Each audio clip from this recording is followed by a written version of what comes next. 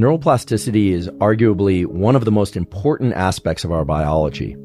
It holds the promise for each and all of us to think differently, to learn new things, to forget painful experiences, and to essentially adapt to anything that life brings us by becoming better. And one of the great gifts of childhood, adolescence, and young adulthood is that we can learn through almost passive experience. We don't have to focus that hard in order to learn new things. What this tells us is that the young brain is a plasticity machine. But then right about age 25, plus or minus a year or two, everything changes. After age 25 or so, in order to get changes in our nervous system, we have to engage in a completely different set of processes in order to get those changes to occur and for them, more importantly, to stick around. Many of us have been captivated by the stories in the popular press about the addition of new neurons. This idea, if you go running or you exercise, your brain actually makes new neurons. Well, I'm going to give you the bad news first, which is that after puberty, so after about age 14 or 15, the human brain and nervous system adds very few, if any, new neurons. And a number of papers have come along over the years, mainly from labs at UCSF, although from others as well, showing that if there are new neurons added to the adult brain, it's an infinitesimally small number of new neurons. So that's the depressing part. We don't get new neurons. After we're born, we pretty much have the neurons that we're going to use our entire life. And yes, as we get older and we start to lose certain functions in our brain, we lose neurons.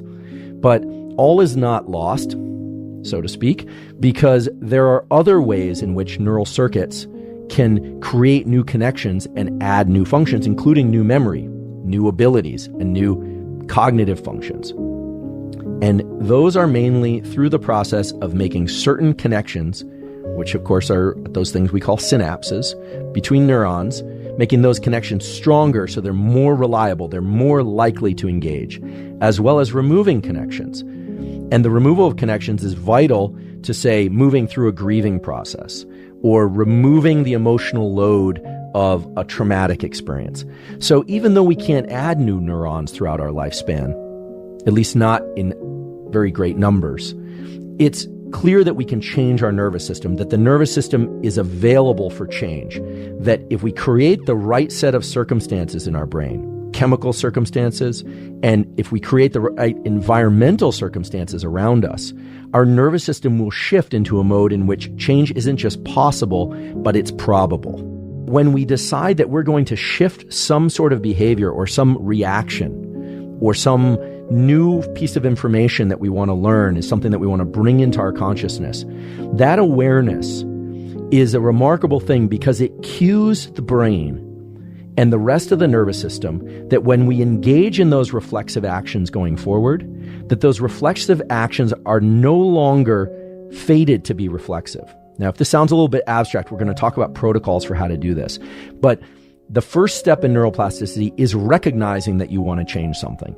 And you should immediately say, well, kids don't go into school and say, I want to learn language or I want to learn social interactions. And that's the beauty of childhood. The whole brain has this switch flipped that is making change possible. But after that, we have to be deliberate. We have to know what it is exactly that we want to change.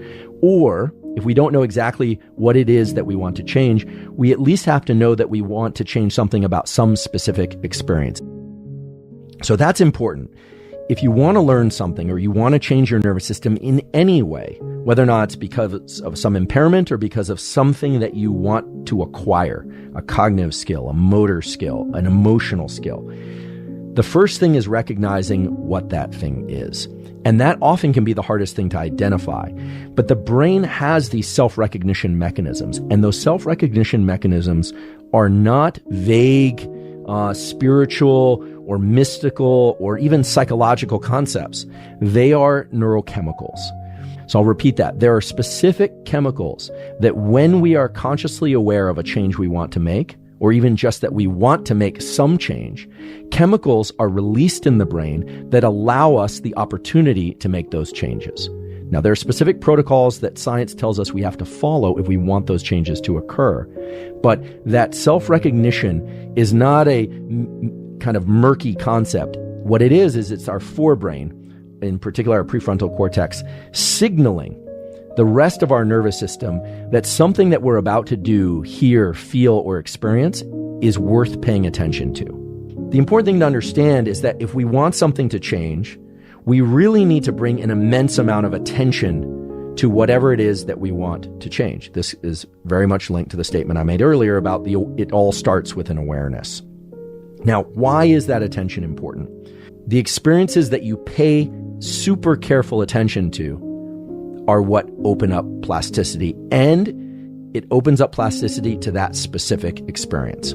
So the question then is why? And it turns out the answer is a very straightforward neurochemical answer. And inside of that answer is the opportunity for any of us to change our brain at any point throughout our lifespan, essentially for anything that we want to learn. That could be subtracting an emotion from an experience we've had. It could be building a greater range of emotion. It could be learning new information, like learning a new language. It could be learning new motor skill, like dance or sport, or it could be some combination of cognitive motor. So, for instance, an air traffic controller has to do a lot with their mind in addition to a lot with their hands. So it's not just cognitive, it's not just motor, but combined.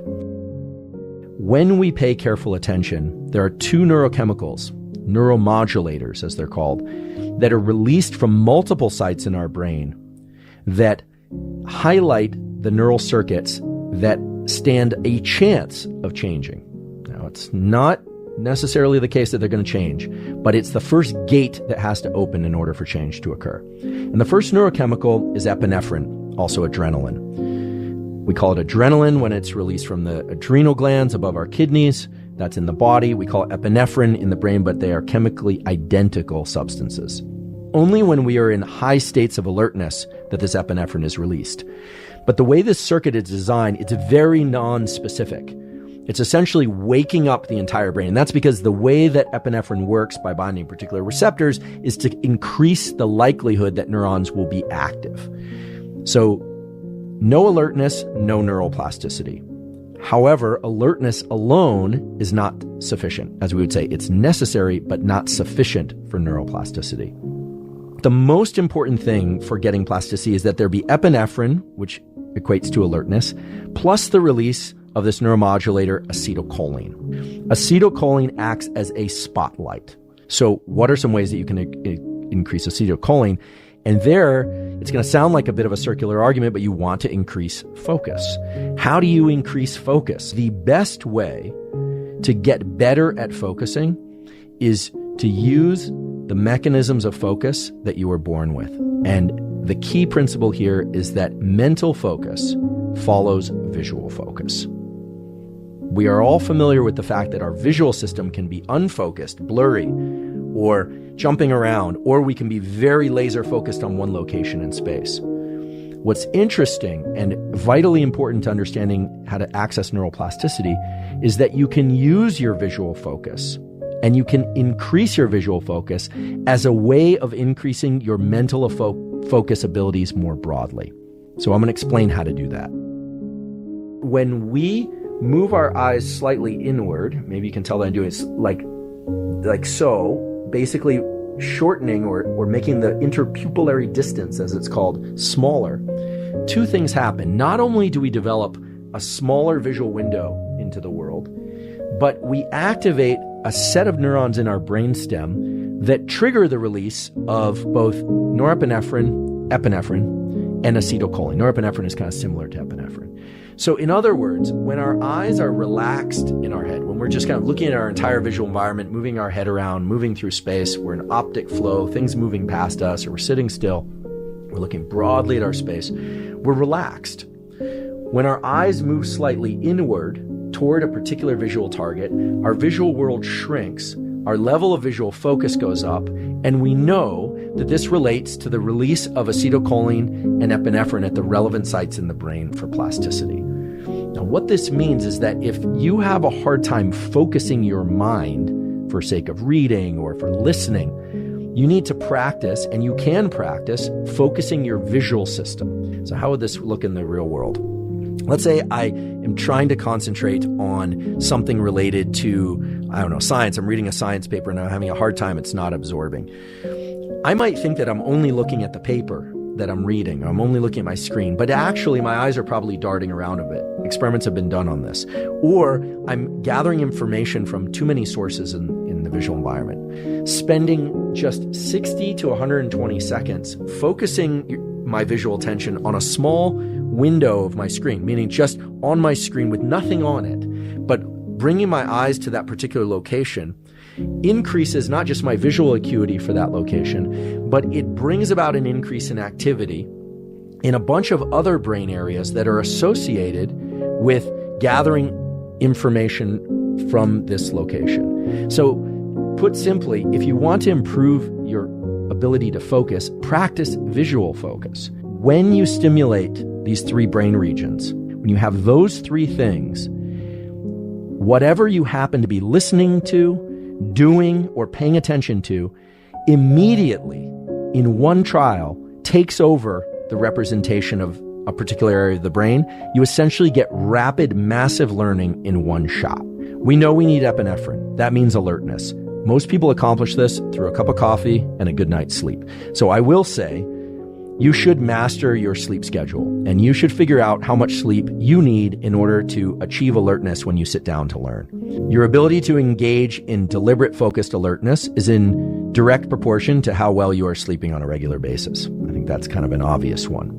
So get your sleep handled. But once that's in place, the question then is, how do I access this alertness? The truth is that from the standpoint of epinephrine and getting alert and activated, it doesn't really matter. Epinephrine is a chemical, and your brain does not distinguish between doing things out of love or hate, anger or fear. It really doesn't. All of those promote autonomic arousal and the release of epinephrine. So I think for most people, if you're feeling not motivated to make these changes, the key thing is to identify not just one, but probably a kit of reasons, several reasons as to why you would want to make this particular change.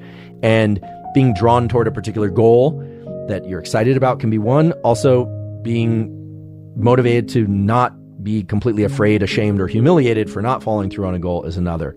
Now, that's the trigger for plasticity.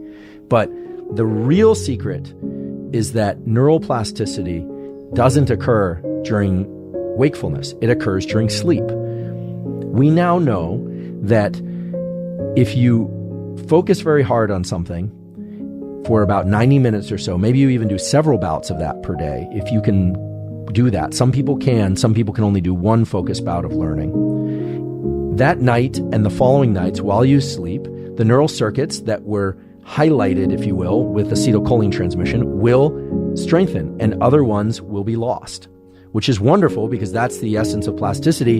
And what it means is that when you eventually wake up a couple days or a week later, you will have acquired the knowledge forever.